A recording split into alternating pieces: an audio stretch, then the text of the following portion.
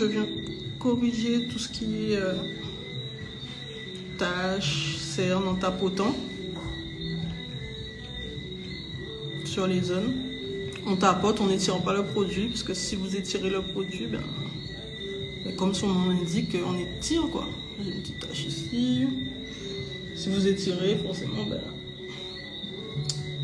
le produit va s'étaler et donc il ne va pas couvrir la tache. Le but, c'est vraiment de couvrir la tache pour la faire disparaître.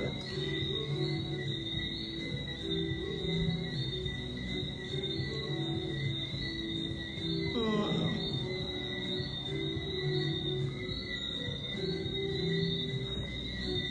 Donc ça, c'est l'étape qui est intéressante quand on a des taches d'hyperpigmentation, quand on a les cernes foncées, etc. Si vous n'avez pas tout ça, cette étape-là est clairement pas nécessaire.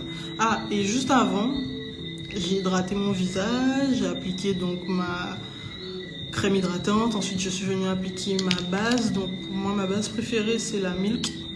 Hydro-Milk, elle est top. C'est une base hydratante, elle est géniale. Ensuite, j'ai une petite base matifiante que j'ai pris à Adopt. C'est vraiment pour la zone T, parce que c'est là que ma peau brille. Peau grasse, hein, voilà.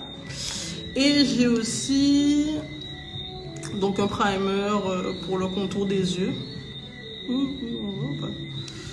J'ai découvert, je vais tester. J'en avais une autre avant de chez Ofra. Donc ce qui est bien, c'est que c'est appliqué vraiment au contour des yeux. Ça va réduire les poches, etc. et permettre au make-up de tenir plus longtemps. Parce que le contour des yeux, c'est là où vraiment le make-up tient entre guillemets le moins bien, puisqu'on a tendance à cligner des yeux, etc. Donc pour ne pas que ça rentre dans les petits plis ou les petites ridules qu'on pourra avoir sous les yeux, c'est bien d'avoir aussi une base contour des yeux, quoi. Donc maintenant que j'ai corrigé mes petites taches, mais grossièrement, je ne l'ai pas fait. Ah, j'ai oublié ma zone préférée, parce que j'ai une trace en fait sur le nez, je sais pas d'où ça vient, mais bon, elle est là. Donc je la corrige légèrement. Voilà.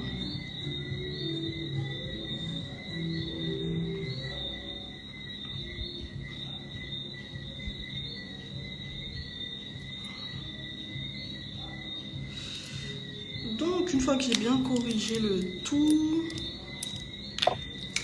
alors tous les jours je mets pas forcément de fond de teint parce que je suis chaud, parce que flemme honnêtement.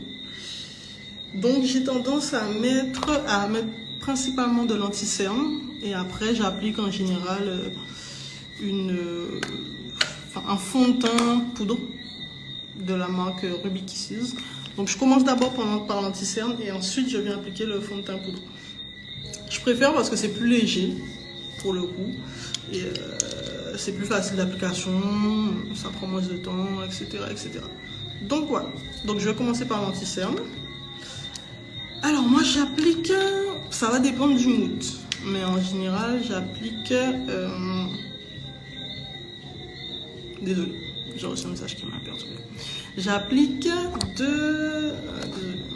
deux anti-cernes, un plus clair vers l'intérieur de l'œil, au niveau du nez, et un petit peu plus foncé vers l'extérieur. Donc toujours la marque NK, Make-up, etc. NK c'est pourquoi? Je savais, hein.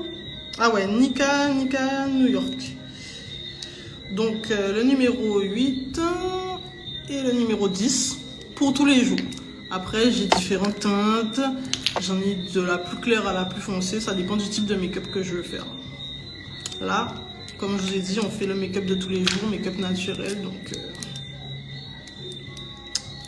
on reste sur des teintes proches de ma carnation. Alors.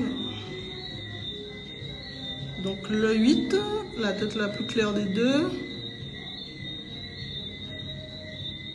Ici, sur l'arête du nez, un peu le front. Alors, salut, coucou, nouvelles arrivantes. Donc pour vous le résumer, j'ai fait mes sourcils off caméra, j'ai appliqué ma base, etc. Là, je suis venue corriger mes petites taches d'hyperpigmentation.